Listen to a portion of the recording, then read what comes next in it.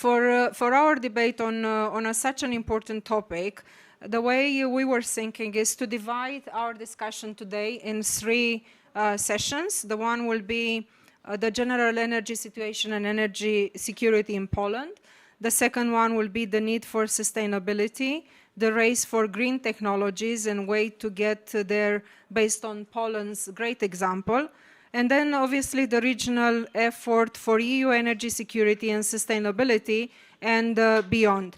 Before going to my wonderful panelists, please allow me to say that for sure, in these challenging times, faced with multiple crises, we need obviously to build bridges such as this great panel in order to find hybrid solutions to hybrid problems. Sustainability is an overarching concept related to economic, environment, and social aspects, and the way in which we produce and consume electricity is challenging fundamentally, and the current energy crisis has more than ever highlighted the importance of a balanced and resilient energy mix. Obviously, energy is a key component of the European long-term security because energy is not just, as I always say, is not just a fundamental basic human right, but it is a security aspect as well. And, you know, reducing the dependency on Russian energy imports and Chinese investments will require to use all low-carb energy sources where each type of energy has its role. And before turning to you, my special guest, I have to say, following the speech of Deputy Prime Minister, I have to say that, you know, I'm very proud that Romania and Poland, we were among the very few countries in the region when in 2019, when it wasn't that fashionable though, let's speak frankly, but in 2019, we were the ones standing up saying, watch out at the Nord Stream 2, what Nord Stream 2 could do, and take away the energy from Putin's hands because it's going to be used as a weapon. Unfortunately, we were right. We wish we were wrong. But, you know, I just wanted to point out that, you know, Poland and Romania, my country, we were not just very courageous, but we alerted it, you know, what energy could be used in the wrong hands. So with that in mind, please allow me to turn to you, Rafał, and ask you to give us an overview on the energy market in Poland and giving the current EU situation, please. In a few minutes, because I would like to have some interaction with the great attendees today towards the end. So please, Rafał. Thank you very much, Anna, for this question. Yeah, the current energy crisis has shown the importance of energy security, diversification of supply of fossil fuels, and building national energy independence. Right now, energy is #1 topic for all of us, like for the whole economy and its participants, like large companies like KGHM or Microsoft, but also each and every one of us being an individual consumer. Yep. Today, we already know that energy is extremely important part of economic and physical security. But don't worry, PGE will not withdraw decarbonization projects. We have our strategy and we will achieve zero carbon by 2050. However, in the same time, we have to see our goals and our mission. And our main mission right now is to ensure energy security for Polish citizens. This is also written in our articles of association, so investors can always see in our statute that this is our mission.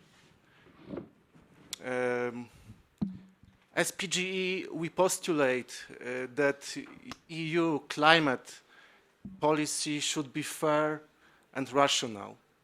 It cannot be blindly implemented without seeing the difficult and unstable times, like you mentioned before, and Mr. Prime Minister also mentioned. Current geopolitical situation slightly redefine Poland's energy market development.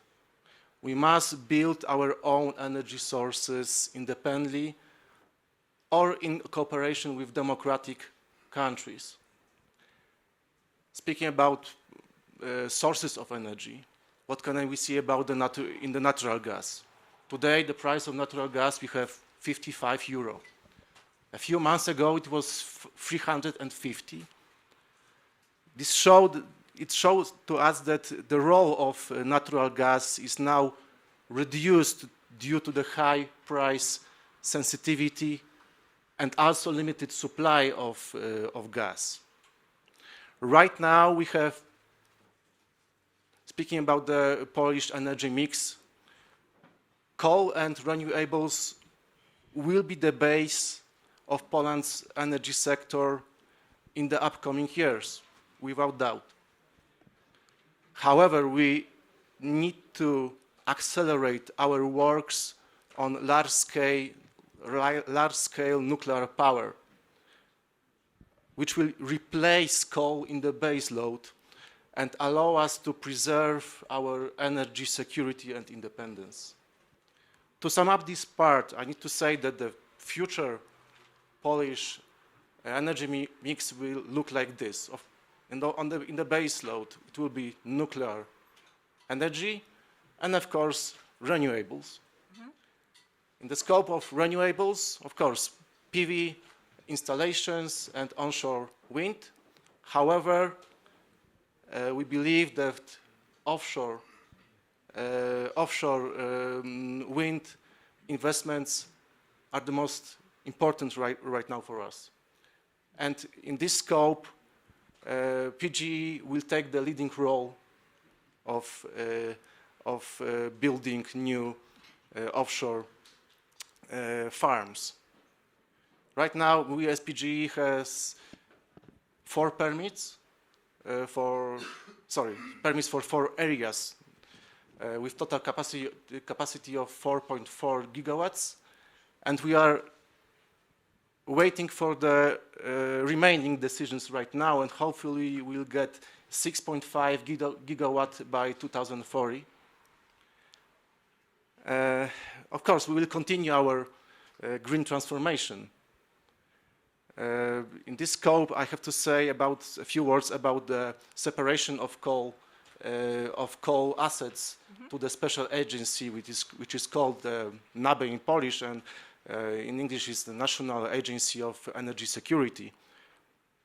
Because we are now in this process, it's a very hard process because 70% of energy in Poland is produced from coal. And now we are thinking about to separate 70%. And right now we are thinking about separating these coal assets in order to, first of all, to keep all the coal assets in one hand of state treasury, but also, and this is more important, this is important part for us, for energy companies. We will gain, as energy companies, additional resources and opportunities to finance the energy transition, and implement zero and low carbon, low emission energy projects. After this process, we'll take the deep green breath and green breathe out. And thanks to this, we will be able to make more investments and keep more financing. Yeah, thank you so much, Rafał, for this overview. And I have no doubt that Poland will continue its great work in having a very balanced energy mix. And I have to say that, I was quite pleased to see that finally at the EU level, is this decision to leave it at the level of the national states, member states, in order to have the balanced energy mix according to the realities on the ground. And I'm pleased that you mentioned nuclear. Obviously, nuclear with the deployment of the SMRs, the new technology, will be the future. And quite frankly, nuclear, it's one of the cleanest sources of energy, affordable, but that will be a different panel later on the nuclear. Now, Mirosław, Mirosław, moving on to you. Obviously, KGHM is a second energy consumer in Poland. What are your thoughts when it comes to the plans for Poland, solutions? So, please. Okay, so you want to know more about the Polish situation, right? Poland's situation, as it could be a very good example, not just for our region. I should have said from very early on that, having a disclosure, Poland is dear to my heart since I was Deputy Prime Minister. We have a strategic partnership with you, and obviously on the energy, as I was mentioning earlier, we've been quite courageous in articulating the realities. Unfortunately, not that many people listened to us at that time. We wish we were, more of them listen to us. But we've been quite wise in securing that energy mix in our countries. And that's why we do have a less dependency on the Russia according to others. And that's a wise decision. That's why I have great faith that companies like yourself will continue to have good solutions and good practices, not just for Poland, but for our region and beyond our region. So please. Okay, so I'm gonna take the opportunity. Hello, everybody, one more time. I'm really happy to be Davos, but I just came from Chile in December 2022, so I am just 1 month in Europe, and especially in Poland, and it's really cold here.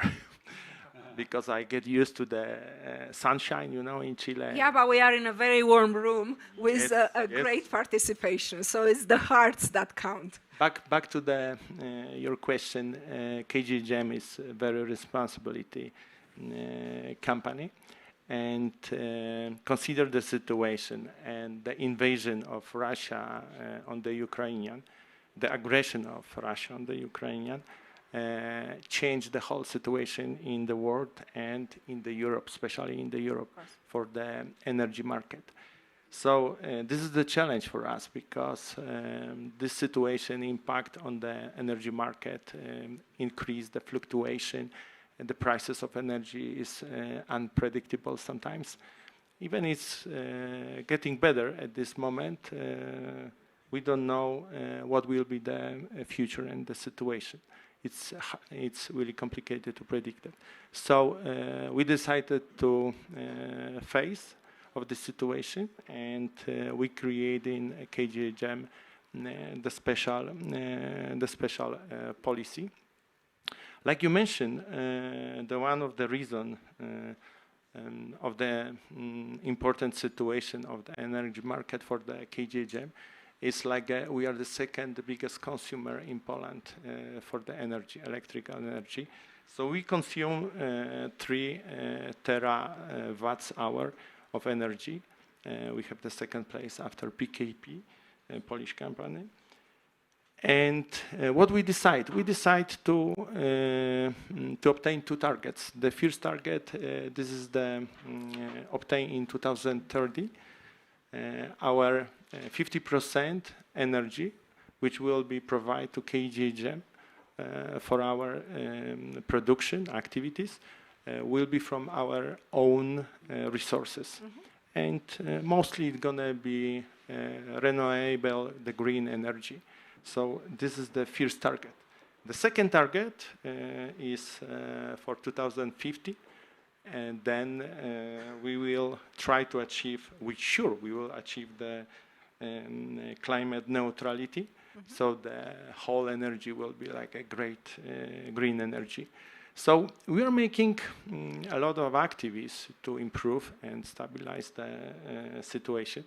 We are participating in the 10 projects of the solar plants. We developed that projects very fast.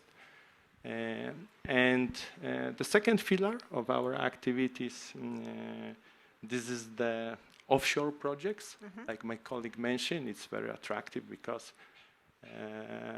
it doesn't have any restrictions, it doesn't have any conflict, with the cities, with the people, and etc. It's far away from the cities, so it's a very good idea to build a project like this. So the farms on the windmills on the Baltic Sea, it's a second idea which we would like to develop. And of course, you mentioned also about the nuclear energy, and of course, also we consider that idea, and we have the plans. We cooperate with the Nuclearelectrica company. We have the frame contract agreement with this company. And at this moment, we are in the stage of the study of the localization. And also we decided apply together with our partner to our operator, PAA, to get the permission to apply this technology in Poland, because you have to remember, like, this is a very new technology. It's in the stage of the research and develop. So we need to make some more legal steps to move forward. But of course, we will. And KGHM will prepare from the finance point of view, from organization point of view, to realize all of these targets. So this is our Polish territory and our Polish divisions, and the situation of the energy market, which we will try to stabilize and improve. But of course, I would like to mention a little bit about the foreign assets, because I'm the vice president of the foreign assets. And the biggest project is Sierra Gorda. Sierra Gorda, this is the biggest investment in the whole history of the Poland, from King Mieszko I. We spent like $5 billion for this investment, for this project. And when I came 5 years ago, it looks honestly a little bit terrible, because it wasn't profitable, and we were consuming only the coal energy in 100%. So I was interested to change the coal energy on the green energy, but parallel with the decrease of the prices, because C1 cost, the main factor for the production in the mining business, is the most important for us. And one of the components, this is the energy. So now I can be proud, because in 2022, we have consumed 36% of the green power. The rest was the coal energy. But since January 2023, we will consume only green power in 100%. So Sierra Gorda is... we will celebrate that. We will look forward to celebrate. That's why we are coming to Chile next week to make the celebration. We invite many representatives of the government, because Chile also is very, very proud of this situation. But Sierra Gorda, one of the biggest mines in Chile, is using 100% of the green energy. Yeah. So thank you so much, and I'm pleased you mentioned, the NuScale. Romania has the agreement with NuScale to have the first deployment in Europe of the SMR of NuScale, and we are cooperating together, and we are there for you, just to share from our own experience at Nuclearelectrica, as having more than 30 years of operating at the highest standards when it comes to the operation. But Ralph, we know that Microsoft is just ahead of the launch of its first data center region in Central Eastern Europe, and it's going to be in Poland, right? Well done to that. Taking geopolitics into consideration as well, what is the significance of this strategic instrumental investment for the region? And its implications, and maybe some heads up for other countries, not just in the region, but this could be a success model and a success story that could be replicated all over the world. So please. Yeah, thanks for being on the panel, and thanks for the question. Yes, we decided with the context of the Polish economical environment that this is a place where we want to be and bring our best technology and our most innovative technology to market. When you look at decisions like this, obviously you have a couple of considerations. One is the growth you see in markets, second is the economical structure, third is the government support, fourth is the impact you can have in economy on growth and innovation, and also the regional impact you have. And in the context of that panel, for us, having also access to energy is quite important when you come with a data center. And I think the relevance for this panel, if I look at the data center bringing forward, for me is multiple. So first, bringing a data center, all of a sudden we will be one of a big customer of yours in the way on how we kind of operate and consume power to run hundreds and thousands of customers. And so it is very important for us to be committed to our renewable targets. And so us having access to renewable energy is important in the context of your developments and your organizational structure and your investments. And I think that alignment was super important for us.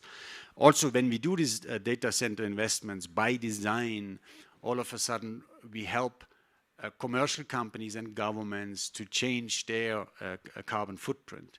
Because a lot of their compute power is all of a sudden moving into a renewable environment, which we are bringing forward, and that's good. Now, if you take it from a technology perspective, and this is, I think, where the panel can help in these partnerships we have here, as much as the panel can help in the commercial companies we see here, is when we bring data center technology, we also step changing the way on how energy is produced and how energy is consumed. So let me give you the Greece example, energy company there. We have been able to actually save 30% plus in their cost structure by using technology and data analytics. We have been able to stabilize their footprint. We are in process to work with companies in Poland to actually analyze where data needs to be at which point. And so if you think about your railway infrastructure, there's a lot of backup infrastructure for energy on the different railway points, and we're right now in the process of optimizing that one. We are deeply vested with Westinghouse, so you heard a lot of the nuclear investments you're doing in Poland. The whole Westinghouse infrastructure is based on Microsoft technology. All you get on data, all you get on analytics is now coming basically into the backyard because it's in Poland data center available. So we combine our technology and your investment together with Westinghouse in what you do in country. So I'm personally thankful for the focus of having energy availability, thankful for the focus of having the renewable energy, because that compiles with our mission, where 25 we want to be with all data centers on renewable availability globally, and that needs a lot of investment and support. But also I believe energy and digitalization are of the core of innovation for the country. And so having now this partnership going forward on the energy sector, where we bring technology, I think that's just step changing, and I hope through the discussion we'll give a couple of more examples on that one. Yeah, so. Of course. And actually, Rafał was mentioning at the beginning about the importance of the finance, and maybe we might have a little bit of time to touch that as well, because I was quite pleased to see the developments, including at the EU level, when it comes to supporting the investments in all sorts of sources of energy. Being nuclear, which is a little bit expensive at the beginning, but likewise, when you look at it's paying off a lot of renewables, so it's a lot of funding available from, including the private funding, which we should all take advantage to really invest, because this is a fight. For all of us, and we are bound to win this fight. So people like you, who is having this amazing experience from all over the world, you could actually help shaping the best practices, and that could be applicable, and certainly in our region. And Poland, along with Romania and other countries in our region, could be the success stories. I do have a lot of faith in our region. I think somehow, our region was a little bit like a diamond who wasn't allowed to shine, and I think it's our time to really be allowed to shine. So going to Ben now, because I would like to cross a little bit to our section when, the need for sustainability, the race for the green technologies and ways to get there based on Poland's example. I think, I speak for everybody and everyone when I see that sustainability is an extremely urgent and universal concern, and we can no longer put off our efforts in the fight for the climate crisis. Building sustainability as a competitive advantage, however, requires the use of leading-edge physical technology, maximizing the use of digital capabilities, and optimize and reduce emission energy usage. So, Ben, you know, I look at you because you have an amazing experience, personal experience, and with your permission, I do have a few questions. Given your great experience, as I said, you personally and as a company, how innovation can help us in achieving greater progress towards energy sustainability? What are you seeing around the world that Poland, Romania, and our region can learn from the growth and commercialized competitors in sustainability? As those are just for now. I have a few more towards the end. So please. Well, it's really an honor to be here representing Honeywell on this panel. Poland's a very important country for us. As a market, as a source of talent, we have a strong employee base. And our chairman and CEO, Dariusz Adamczak, was actually born in Poland and lived there for the first 10 years of his life before immigrating with his parents to the U.S. And so certainly dear to the leader of our company. So to answer your question, I think what's most useful to think about on sustainable energy is to kind of divide it into two fronts, and others have talked about this in the panel, but one is on the supply side. How do we make the supply of energy cleaner and more effective? I think there's a variety of different technologies to do there, and I'll talk a little bit about that and what we see around the world. And then the other is on the demand side. How can we be smarter and reduce the demand for energy but get the same output that we need? And it's really both sides that need to get addressed effectively. Talking a little bit about the supply side, what's interesting about Honeywell, so we have our control systems are some of the leading technologies in the refineries of the world and the upstream platforms of the world, and our process technology is used to produce over 65% of the world's gasoline and diesel, and many other in other types of fuel as well. We're leaders in the control systems for the petrochemical industry, for the mining industry, other areas.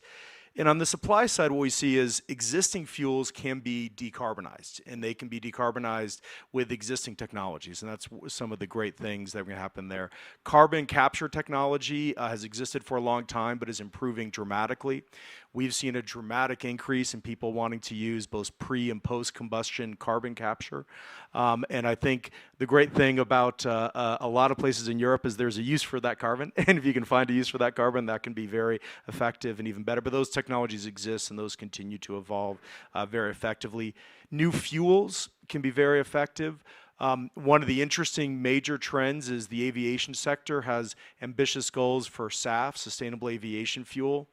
And what's amazing is, and obviously the EU has passed regulations that will require the blending of SAF into the existing fuels. And Honeywell is actually our process technology is used to produce about 85% of the SAF that's produced today.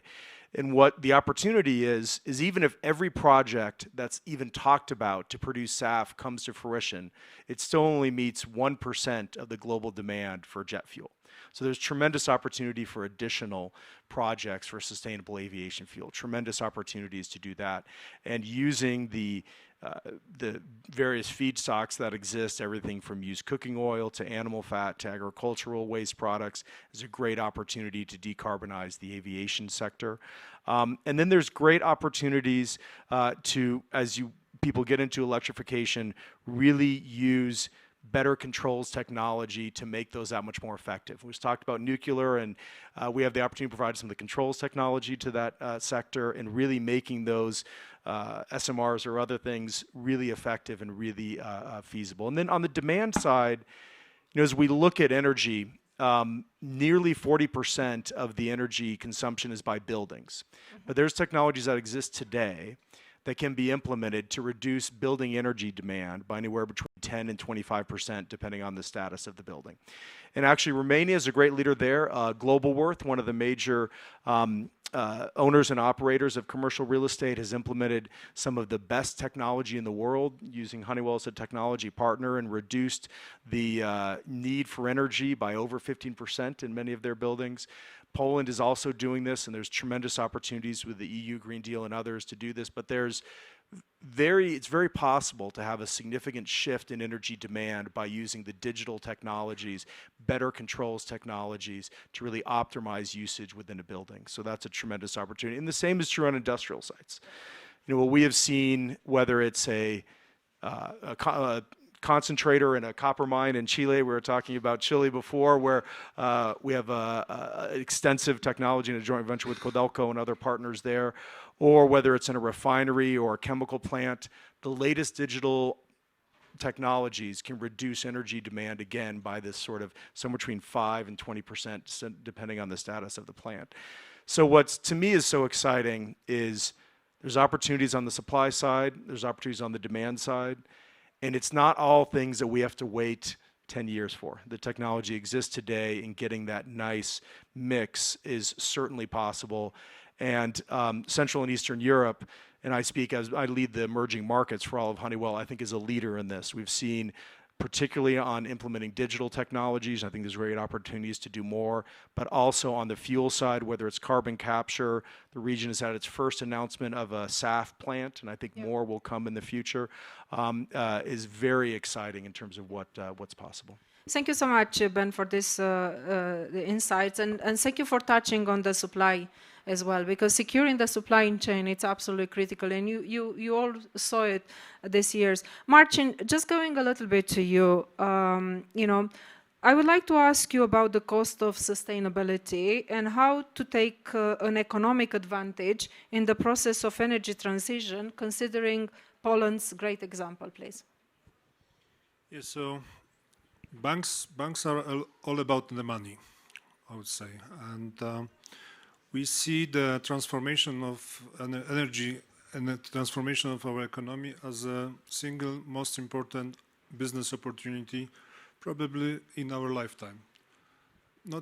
This is not only because of security reasons, which were previously mentioned, that this is also the subject of our internal security, as far as the security of the country, of all our citizens is concerned, but also the opportunity to earn money, because we can see this possibility or opportunity in many examples. So there are a number of clients which are now affected by the energy crisis, the rise of cost of commodities, of fuels, etc., makes some of those businesses very fragile and possible for extinction, I would say.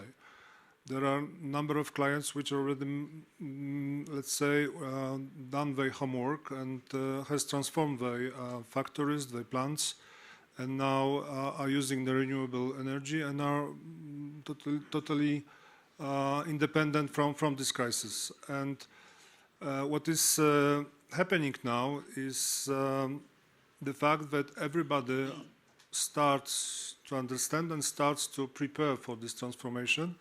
And as I said at the beginning, this is not cheap. So we need to spend a lot to actually finance these endeavors. And we are ready to do so. Our bank, the PKO Bank Polski, the biggest Polish bank, is ready to finance the transformation of Polish economy. We are already present in many enterprises, including those who are present at this stage. We are already present with our assets invested in the new transformed economy. We have more than 2 billion of Polish zlotys now invested already, and our new strategy for the next 3 years is actually concentrating on being #1 in terms of financing in Poland. So this is our obligation, but also our ambition, and we see this as I said, as an opportunity to earn money, because we are partners. We are partners of those businesses who are transforming their economy of scale and transforming their energy. So this is our role. We are fulfilling this role quite happy. Excellent. You know, it's not just an ambition, but it's a constructive ambition. And yeah, you're saying, look, the energy projects, obviously they are not cheap if you look from just in terms of the numbers, but even in terms of the numbers, when you look, you know, they are a little bit more expensive at the beginning, but then as you are going, you know, to the completion, and when you look at the cost of the energy coming from those projects, you know, you will see that actually are the cheapest and very affordable, because as I was saying earlier, I mean, you know, energy, it is a security matter as well, and geostrategical matter. So you could see that investment from that point of view. And, you know, security, it deserves all the attention, and people like yourselves are doing an amazing work. So thank you for that. Ralph, I want to go back a little bit to you, with your permission. And Frank, I'm not forgetting you. You know, I have a few for you. But you know, just looking at this, you know, obviously Microsoft, you know, is a global player, and it has a unique perspective on driving sustainability change at a massive scale. Same as Ben was saying earlier. You guys are having that impact. I mean, you could make a serious impact anywhere. This worldwide presence gives you the visibility into the different sustainability paths taken by different regions and at what pace. So, you know, we don't need to, you know, just reinvent the wheel all the time. I think we should be wise enough to look what was working and, you know, what are the basin lessons and recommendations from people like you, like Ben, you know, from your experience worldwide, and what could be the best lessons and recommendations that could be applicable. So where is Poland? One question I have. Where is Poland compared to other countries? What can we learn from the growth of digital skills and competence center in Poland that you were mentioning? Because that center is it's a game changer, and not just for Poland, but for us, and you know, in the region and for others. So what can we learn from the growth of digital skills and competence center in Poland, which are driving the Polish GDP? And drive it in a very good way. What can we learn from that to replicate in areas of energy sustainability? I know, no pressure, but you know, since I have you here, I might as well. Please. Yeah. I want to be very thoughtful, having a judgment call on Polish context. You know better than me, but let me try to bring a bit context of what I see international. First of all, I think sustainability in general is step changing in perception in boards. So it goes to Miguel's point. I think now you have a situation where in each board there is decisions made on how to have impact on sustainability. When we look at sustainability, we look at this in four major topics. We're discussing one, which is carbon. We see commercial companies stepping up in water management. We see commercial companies now stepping up in waste management. And then I think there's a stretch to be clear on what we do on biodiversification. But these are the four pillars we do. Now, where would be my encouragement right now for everybody? I think, and it's not a surprise to you, but having a focus on a simplified view of the world using data is super important. Yeah. Yeah. And if I just look at the changes we have seen on our side in the last weeks, literally, we are now in a position that we can give simple data models to companies on scope 3 data, which are having 70% of all KPIs and data points injected. And we do it by industries. So the latest model is including financial industry and retail industry. And so if I would encourage anything in the context of what our investment looks like in Poland right now is really having a pledge in the country encouraging companies to use a data-driven approach for sustainability. Mm-hmm. We have the data center. We bring you a simple technology, cloud for sustainability to the country. Yep. It is in Poland. Yep. It's a simple way to have companies collect the data. Yep. And then if you get support from some big companies and from government, we actually can really take care on ecosystems. Yep. So, and that's what we see in other countries. You see now, as an example, telco providers. You see big manufacturing companies offering the sustainability collection and insights across their ecosystem. And I think that's where we can step change together here in Poland, go ahead. Mm-hmm. So what could we offer to all commercial customers of the energy companies to collect the carbon footprint they produce, mm-hmm. and using that one for informed decisions in the country, where you need energy, how you distribute energy, how you actually optimize consumption, to Ben's point. I think we are now in a position to have these informed data points. And if some of you would help join me on that effort, I bring the tech, I bring partners who know how to look at the data. Mm-hmm. I think there are companies who can actually encourage/enforce to collect the data. That is step changing immediately what to do.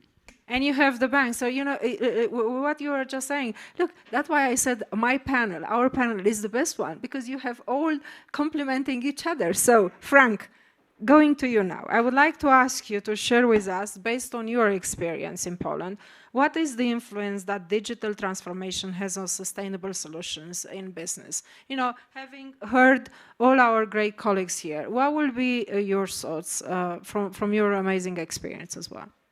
Anna, first, thanks for inviting me to this panel. I'm so excited to be in this, as you said, team which complements each other, but also in this crowd which is supporting sustainability. And now you're asking about digital. So sustainability has the future, and digital has the future. So if you combine those two topics, it's just absolutely amazing. And I think there are at least 3 areas where digital and AI interacts with sustainability.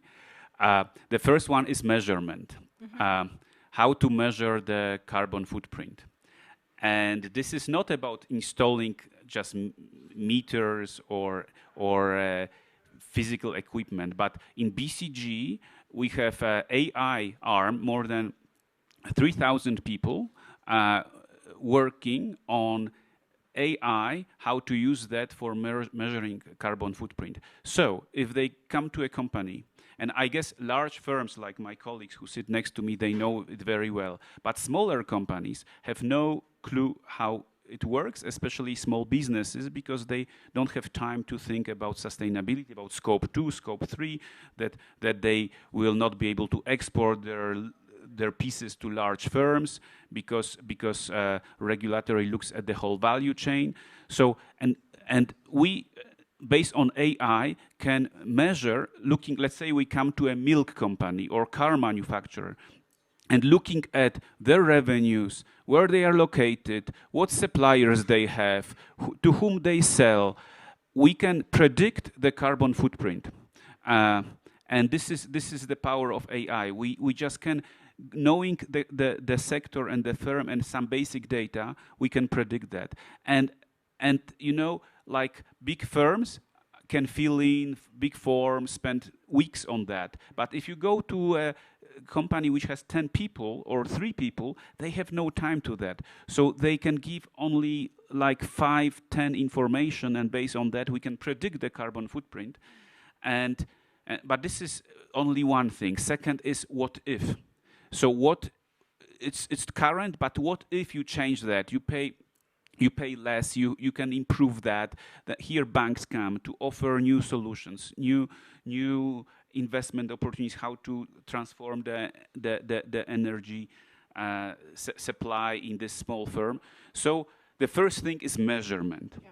The second is I would say efficiency. Yeah. And this is just to substantiate this, we think about energy production, but this is only 5% of the digital transformation.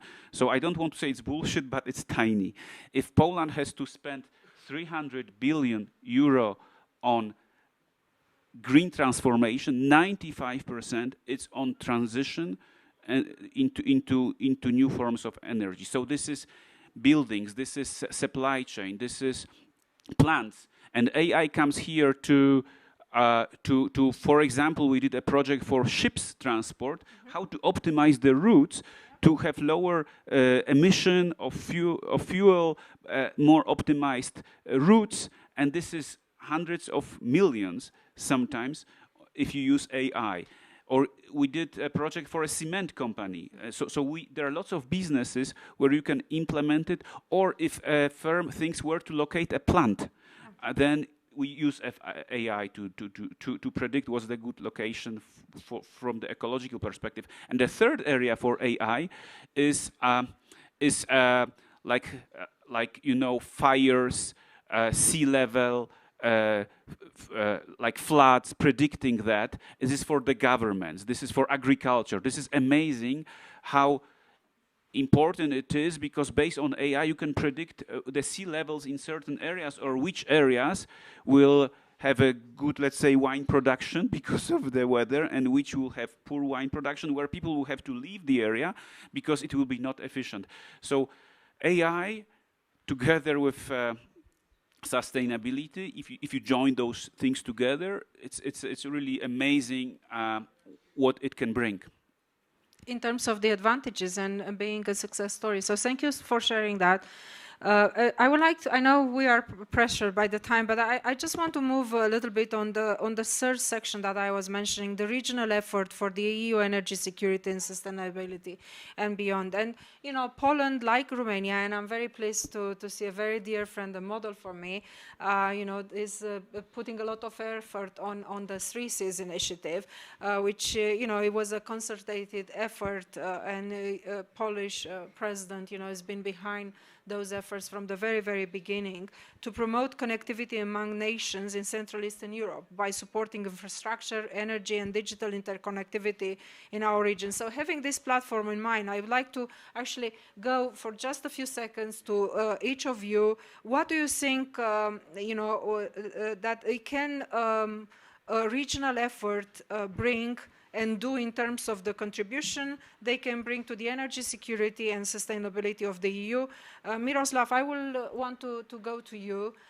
You know, what are your thoughts? And obviously you could touch, given your specificity, on the Cooper that drives the green revolution all over the world, and you know, how is that influencing in our region? In just a few seconds, please. What I can say about the copper and the relation with the sustainability and green energy is what I can say. It's only the bright future. This is the excellent information for us, because we are the sixth biggest producer in the world of the copper. We are the second producer of the silver. If we consider the mines, we are the biggest mine in the world, like a KGHM, which produce the silver. We have the molybdenum. And of course, we will adaptate our strategy to the new technology, new tendency on the market. We are aware of that. So informations about the 75 kilograms which is needed demand to construction of the electrical car. It's 3 times more than traditional car. It's a great information for us. So we are sure that the price and needs for the copper for the future technology will increase. So that's why in our strategy also we are strongly thinking about the keeping the excavation, drilling, find the new sources. The future of the mining business is excavation and of the low-grade deposits, because the highest deposit, this is the history. Everybody knows Escondida, the biggest mine in the world, and etc., 2% of the copper. But grade in the copper ore will drop down, for sure. And we, like a KGHM, we are prepared for that, because we have the great experience. For example, Sierra Gorda is a second mine with the lowest head grade in the Chile. But our C1 cost in 2021 was almost the best in Chile. So compared with our competitors, like big companies, we are really good. We have good engineers, good skills, and we are ready for this competition with the world. So Sierra Gorda is a great example that we can win this competition.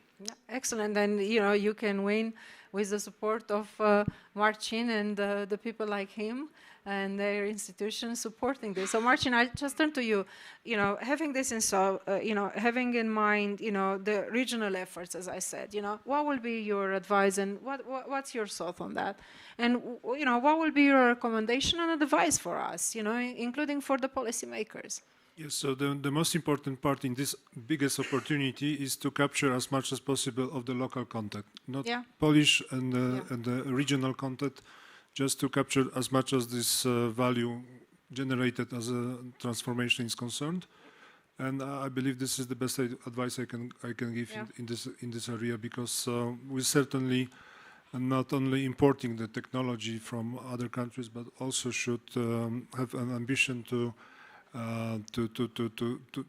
develop our own technology, our own capacity and development of the services and products within this. Yeah, I fully agree with you, and thank you for making that point, because that goes to what Ben was saying about the supply chain, and that's a matter of not just enhancing the local economy and enhancing the local communities, but actually is securing you that supply chain. Ben, I just want to go to you for a second. How would you advise Poland? How would you advise Romania? How would you advise other countries from our region to build competencies and so economic success based on sustainability solutions?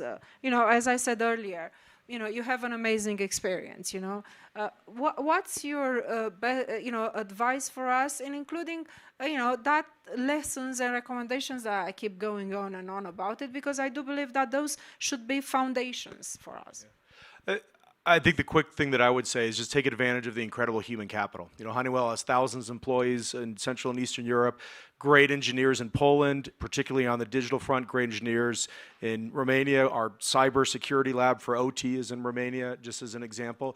But I think the existing engineering base that is supporting local as well as global companies in providing these great solutions that can dramatically reduce the need for energy and transform energy. I think that is what it needs to capitalize on, is this incredible human talent, and really export that obviously within the region and the globe, and take advantage of the EU policies that encourage that and others.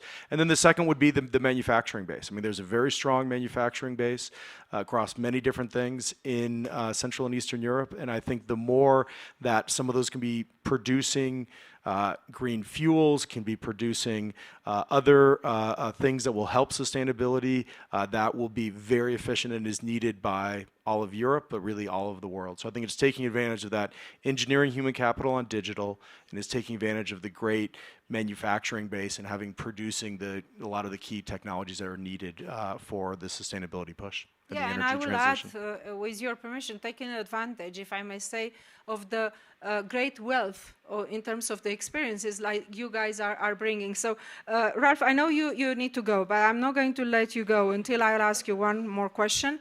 2022 show clearly that energy sustainability is not only a discussion about climate, but very much about physical security of states and societies. And no one understands better than the Ukrainians, as we all face it, but as also Poland has made some strategic moves, good moves, to gain that energy independence. And I just go back to what you were saying about the digital. How does digital technology support this transition? In just a few seconds, because I know that you need to go. And I'm generous to allow you to go before we finish the panel. But that means that you will need to come back to another one later on. I'm sorry for that one.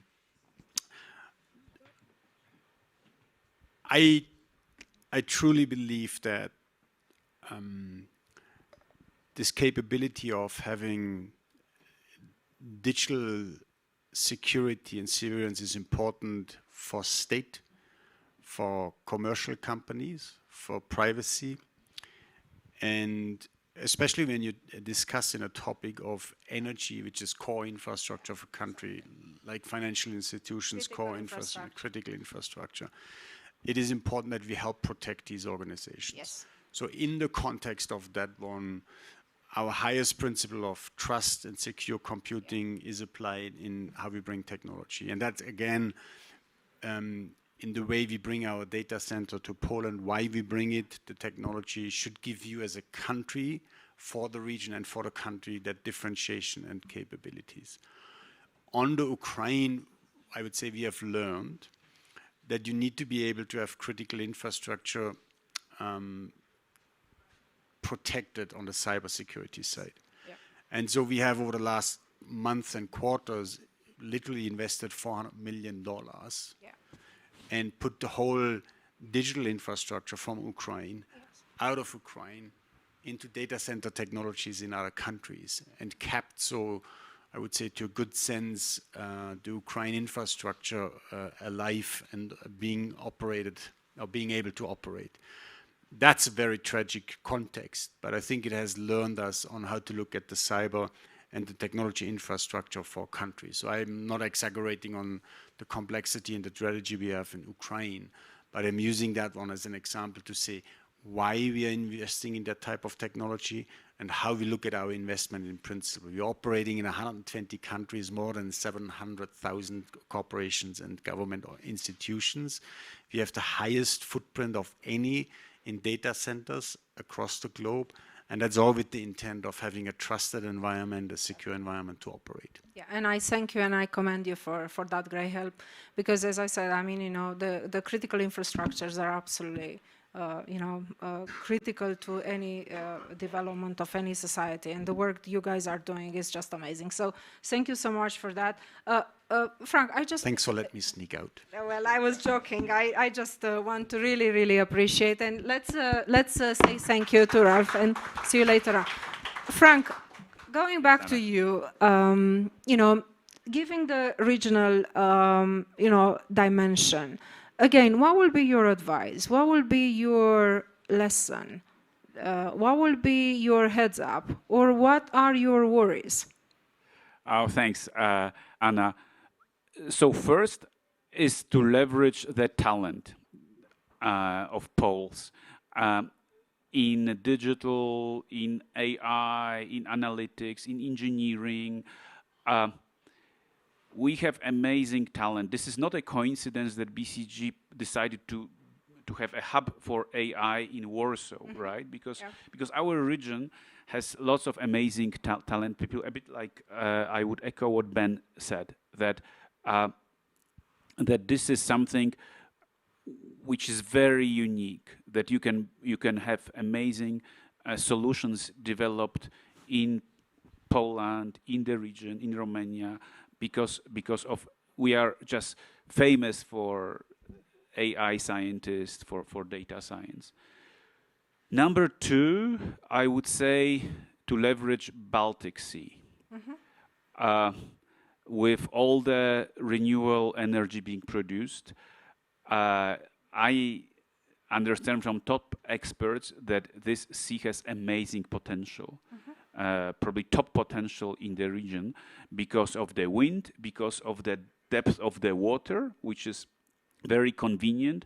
So you can install lots of gigawatts, but it doesn't mean only, as I said before, energy production, but the whole supply chain, producing elements for the for in the firms which my colleagues here represent, like Ben and financing from the banks, and lots of the whole supply chain of providing this can. I read some analysis boost the GDP just in Poland for $150 billion, which is a lot, and probably the whole region can benefit. And three, I think it's installation of renewable energy, like solar systems. We did lots of predictions, and right now it's booming. There are so many in my firm. There are so many alumni who went into this business, and just they prefer to go there. And like one colleague left 2 years ago, and he produces solar systems for 300,000 households. We have 12 gigawatts installed in Poland in solar systems. This is 1/4 of the total installed capacity. It's amazing. So we can export also this know-how. So this is, I think, those are the three things I would see as opportunities, Anna. Yeah, thank you so much. And that's why I was saying to look a little bit, obviously, at Central Eastern Europe, but beyond when it comes to the Three Seas region. So, Rafał, I'll go back to you. Frank was mentioning the Baltic Sea.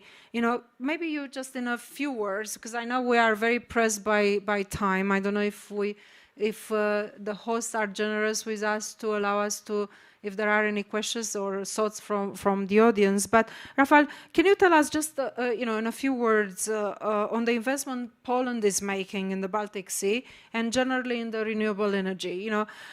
Obviously this is an important aspect, and as Frank was mentioning, this is a huge potential, not just for Poland, for our region and for the wider Three Seas region. That's why we have the Three Seas initiative, where the energy along with the infrastructure and the digital are key components. So please. Yes, thank you. As I mentioned before, of course, I will talk as PGE, not as Poland, because but the investment that you make in Poland, in the name of PGE. However, as PGE is the biggest investor right now offshore on the Baltic Sea.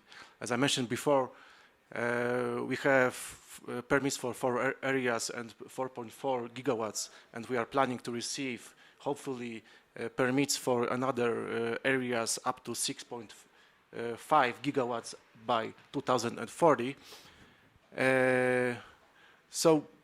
But as I see, Poland is also thinking about expanding the potential of Baltic Sea, because right now there are discussions to invest even more than it was planned in current PEP 2040, so the Polish energy plan for the next several years.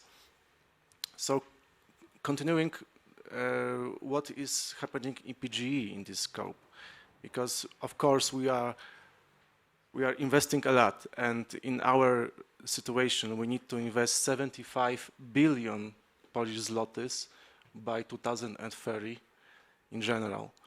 We will build 3.5 gigawatts by 2030 in offshore. 2.5 and 3 gigawatts in PV installations, and 1 more in onshore wind.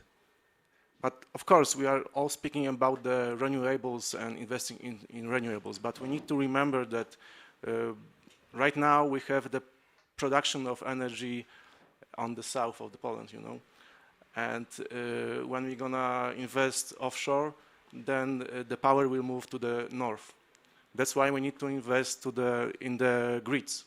Mm-hmm. And this is another very important part for Poland to invest in our grids. Yeah. And speaking as SPG, we are planning to invest 18 billion zlotys by 2028 only in grids. Mm-hmm.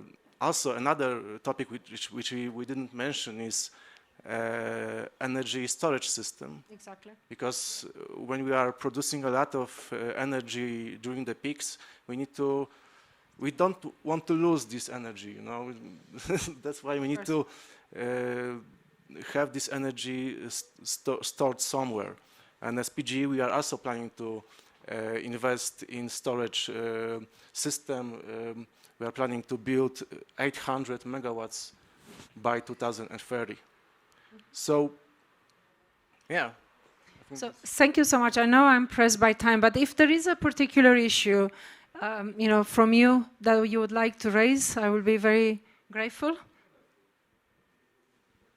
One word. I know you put a lot of heart when it comes to the 3C. I don't want to call on to you, but we'd love to hear your thoughts in 1 minute.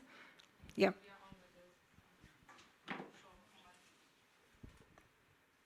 Yeah, now we are very aware of what challenges we have in terms of energy security, especially after the war started in Ukraine.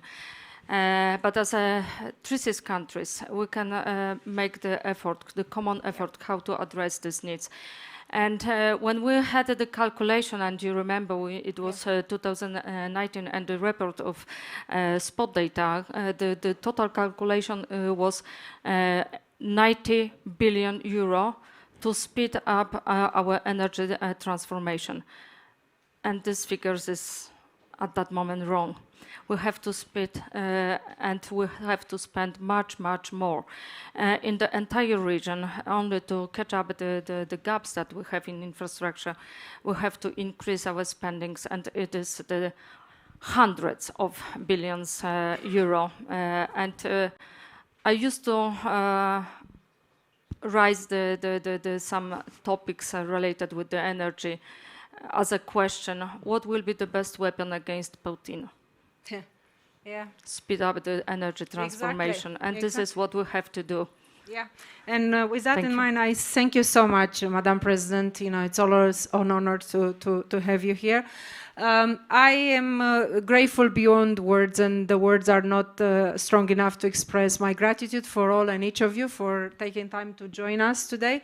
I think it was an amazing discussion. It's just the foundation. Obviously, the topic is so critically important and so vast that I'm not giving ourselves homeworks, but I would love to continue this in and stay in close touch and share the experience, because it is clear that the current geopolitical aspect context has underlined more than ever the importance of a resilient, decarbonized and independent energy system where every single piece is as critical as the other, and they are complementing each other, being from the producer, from the banks, from the ones looking at international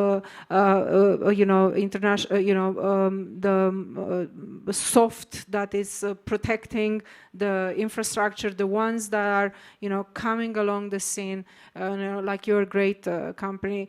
All those pieces are coming together. But I think we all need, as I was saying earlier, it's the security of energy, of supply, and affordable prices for the population. It's not just a goal, but it's an imperative for all and each of us to deliver. So with that in mind, I thank all of you and each of you. So please join me in thanking my great panelists and our great host as well. And to you as well.